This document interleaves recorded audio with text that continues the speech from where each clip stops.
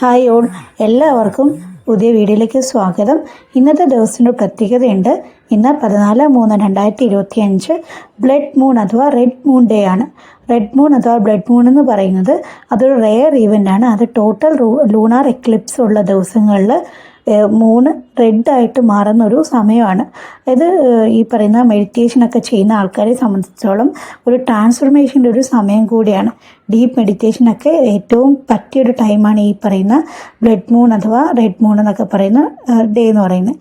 ഈ ബ്ലഡ് മൂണിന് ഒരുപാട് ഇമ്പോർട്ടൻസ് ഉണ്ട്. സയൻറ്റിഫിക്കായിട്ടും പ്രൂവ് ചെയ്തിട്ടുണ്ട്, അല്ലാതെ മാനിഫെസ്റ്റേഷൻ രീതിയിലും അത് പ്രൂവ് ചെയ്തിട്ടുള്ളതാണ്. ആ സമയത്ത് നമുക്ക് നമ്മളുടെ പാസ്റ്റിലെ വളരെ മോശം മെമ്മറീസൊക്കെ നമുക്ക് ഇറേസ് ചെയ്ത് ചെയ്യാൻ പറ്റും. ലെറ്റിംഗ് ഗോ മെഡിറ്റേഷൻ പോലുള്ളതൊക്കെ നമുക്ക് പ്രാക്ടീസ് ചെയ്യാൻ പറ്റും.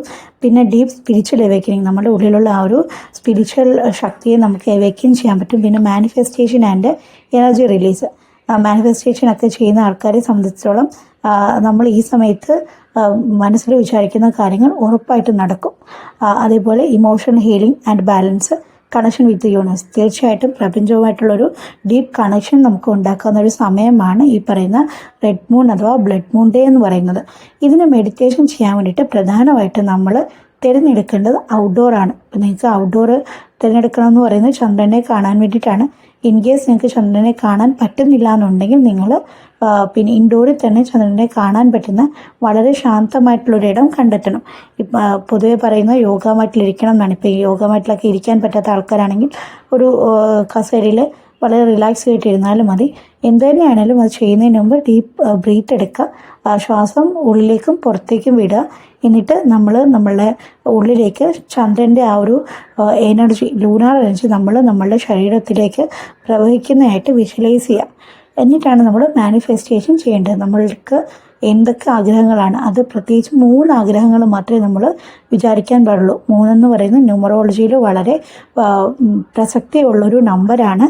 അതേപോലെ തന്നെ നമ്മൾ ഹിന്ദു മിത്തോളജിയൊക്കെ എടുക്കുകയാണെങ്കിൽ ത്രിമൂർത്തികൾ എന്നൊക്കെ പറയില്ലേ. അപ്പം അതുകൊണ്ടാണ് നമ്മൾ ഈ ഒരു 3 എന്ന് പറയുന്ന നമ്പർ എടുക്കുന്നത്. നമ്മൾ 3 ആഗ്രഹങ്ങൾ മാത്രമേ മാനിഫെസ്റ്റ് ചെയ്യാൻ പാടുള്ളൂ.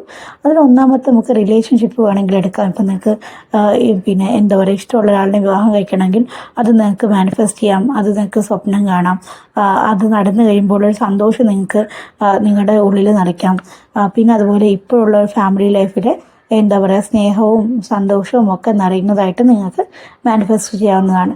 പിന്നെ അതുപോലെ തന്നെ കുഞ്ഞുങ്ങളൊക്കെ ആകണം എന്ന് ആഗ്രഹിക്കുന്ന ആൾക്കാർക്ക് ഡെഫിനറ്റ്ലി നിങ്ങളുടെ പ്രഗ്നൻസി മാനിഫെസ്റ്റ് ചെയ്യാം. നിങ്ങൾ പ്രഗ്നൻ്റ് ആയ ശേഷം നിങ്ങളുടെ ജീവിതം എങ്ങനെയാണ് മാറുന്നത്, നിങ്ങളുടെ പ്രഗ്നൻസി ജേർണി, പിന്നെന്താ പാർട്ട്ണറുമായിട്ടുള്ളൊരു സ്നേഹം, പിന്നെ കുഞ്ഞ് വന്ന ശേഷമുള്ള നിങ്ങളുടെ ജീവിതം എങ്ങനെയാണ്, അതൊക്കെ നിങ്ങൾക്ക് മാനിഫെസ്റ്റ് ചെയ്യാവുന്നതാണ്. അതേപോലെ തന്നെ എല്ലാവർക്കും ആഗ്രഹമുള്ള കാര്യങ്ങളായിരിക്കും കരിയറും വെൽത്തും ഒക്കെ, അല്ലേ? അപ്പോൾ നിങ്ങൾക്ക് ഇഷ്ടമുള്ള ജോലി, നിങ്ങൾക്ക് ഏത് ജോലിയാണോ ഇഷ്ടമുള്ളത് ആ ജോലി നിങ്ങൾക്ക് കിട്ടുന്നതായിട്ട് നിങ്ങൾക്ക് മാനിഫെസ്റ്റ് ചെയ്യാം. പിന്നെ അത് കിട്ടിക്കഴിഞ്ഞിട്ടുള്ള സന്തോഷം, പിന്നെ നിങ്ങൾക്ക് കടബാധ്യതയൊക്കെയുള്ള ആൾക്കാരാണെങ്കിൽ ആ കടം തീർന്നു കഴിയുമ്പോൾ ഉണ്ടാകുന്ന ഒരു മനസ്സമാധാനം, അതേപോലെ നിങ്ങൾക്ക് പൈസയ്ക്ക് ബുദ്ധിമുട്ടുള്ള ആൾക്കാരാണെങ്കിൽ നിങ്ങളുടെ കയ്യിൽ വെൽത്ത് നല്ലപോലെ വരുന്നതായിട്ട്, അതൊക്കെ നിങ്ങൾക്ക് മാനിഫെസ്റ്റ് ചെയ്യാം. എന്ത് തന്നെയാണെങ്കിലും 3 ആഗ്രഹത്തിൽ കൂടുതൽ നിങ്ങൾ മാനിഫെസ്റ്റ് ചെയ്യാൻ പാടില്ല. 3 ആഗ്രഹത്തിൽ നിങ്ങൾ മാനിഫെസ്റ്റേഷൻ നടത്തണം. ഇത് ചെയ്യേണ്ട രീതി എങ്ങനെയാണെന്ന് വെച്ച് കഴിഞ്ഞാൽ, നമുക്കൊരു സ്റ്റിക്കി നോട്ട് എടുക്കുന്നതായിരിക്കും നല്ലത്. ആ സ്റ്റിക്കി നോട്ടും ഒരു ഗ്ലാസ് വെള്ളവും, ഒരു ഗ്ലാസ് വെള്ളം അത് നിറച്ച് വയ്ക്കാൻ പാടില്ല. ആദ്യം 2 ഗ്ലാസ്സിലായിട്ട് വെള്ളം എടുക്കുക. എന്നിട്ട് നിങ്ങളുടെ ആഗ്രഹം എന്താണെന്ന് വെച്ചാൽ ആദ്യത്തെ ആഗ്രഹം നിങ്ങൾ മനസ്സിൽ ചിന്തിച്ചിട്ട് സ്റ്റിക്കി നോട്ട് എഴുതിയിട്ട് ഗ്ലാസ്സിൽ നിങ്ങൾ ഒട്ടിച്ചു വയ്ക്കുക. ഒട്ടിച്ചു വെച്ചിട്ട് ആ ഗ്ലാസ്സിലേക്ക് കുറച്ച് വെള്ളം ഒഴിക്കുക. വെള്ളം ഒഴിച്ചിട്ട് ആ വെള്ളം നിങ്ങൾ ഹൃദയത്തോട് ചേർത്ത് പിടിച്ചിട്ട് അത് കുടിക്കുക. ഈ പ്രോസസ്സ് നിങ്ങൾ 3 തവണയും റിപ്പീറ്റ് ചെയ്യാം. അപ്പോൾ ഓരോ തവണ ചെയ്യുമ്പോഴും ഈ സ്റ്റിക്കി നോട്ട് നിങ്ങൾ എടുത്ത് മാറ്റിയിട്ട് വേണം ചെയ്യാൻ. ഒരു വട്ടം എഴുതിയ വിഷ് നിങ്ങൾ ഒരിക്കലും അതിൽ തന്നെ വെച്ചുകൊണ്ട് അടുത്ത് എഴുതാൻ പാടില്ല.